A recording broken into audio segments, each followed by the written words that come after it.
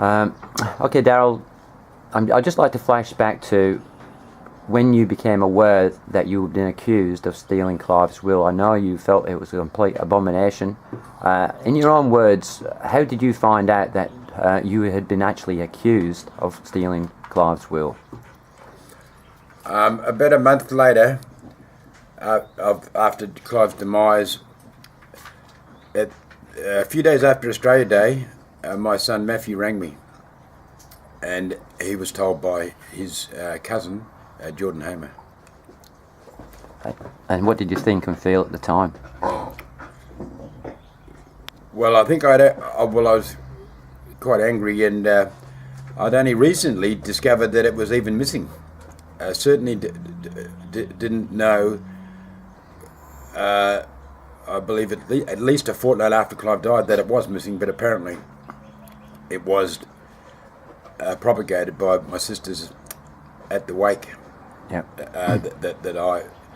That they suspected I had stolen, even though it was never declared to me that it was missing. Yeah.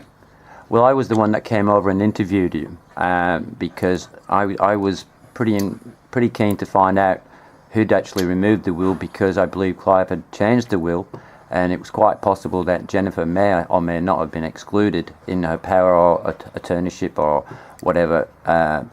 However, I did search high and low and didn't find the will anywhere. I also was accused, possibly 3 to 4 days after. My wife Julianne told me that Alan Hamer was seen entering the house Thursday night with a front door key at night time.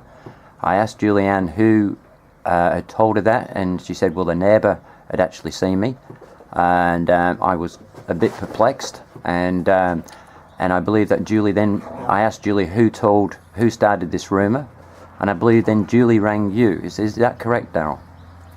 Certainly not a few days after, because I didn't know the will was even missing well into the new year. Okay.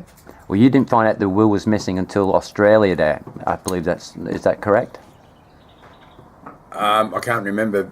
I know a few days after Australia Day I was told that I was accused, so I must have already been aware that it was missing. But I believe it was only about a week, mid-January, I believe. I was told the will was missing. Okay. And I was somewhat perplexed because I believe that Julie called you and said, did you start the rumour that I'd actually entered the house? Is that correct? Yes, that would have been in mid to late January. And can you recall to some degree what Julie would have said to you on the phone? Yes. What's this about? You saying the Applecross neighbour told you that they saw Alan Hamer entering the house at one night. Okay. And by himself. And at that point that you said you hadn't started that rumour at all? I said I hadn't even heard of the rumour. Okay. Yeah, well, at that point I believe that it was quite possibly and likely. I've asked Julie several times who told her, and I've suggested it would have been Jennifer, and Julie became quite emotional, and then she told me that she was in the house Thursday night with Jennifer and Rob Wales. When Clive died at approximately 12:15 on December the 22nd, I believe that you were with him at the time, and I'd only just left. When I realised what had gone on, I'd rang Jennifer and asked Jennifer to pick up, or Jennifer said she'd pick up Jean and would meet me, Julie, get away, at the Rolpeth Hospital, because that's where Clive had been taken to in the ambulance. So Jennifer went to the house to pick up Jean. After we left the hospital, I invited Jennifer and Rob and Jean back to the house for a cup of tea. They declined and Jennifer said Jean wants to go back home, and that was the case. However, I found out later that Jenny and Rob went back to the house at Clive's house, and Jean didn't stay the night. She stayed back at Jenny's house that morning, and then Julie confirmed that they went back to the house later that evening to do whatever they wanted to do. The next morning, Julie went to the house again, and she noticed that you were in the house. So this is the Friday morning, the 22nd of December. she got home and told me that you were in the house and then you left, and then she accused you of stealing the will. When I asked you recently... She didn't accuse me. No one accused me to my face, at least until at the end of January, and that was probably Julie. Yeah. After I'd found out. So no one accused me to my face. I was aware of that. Until late January, yeah. Yep, there was a lot of innuendos going around.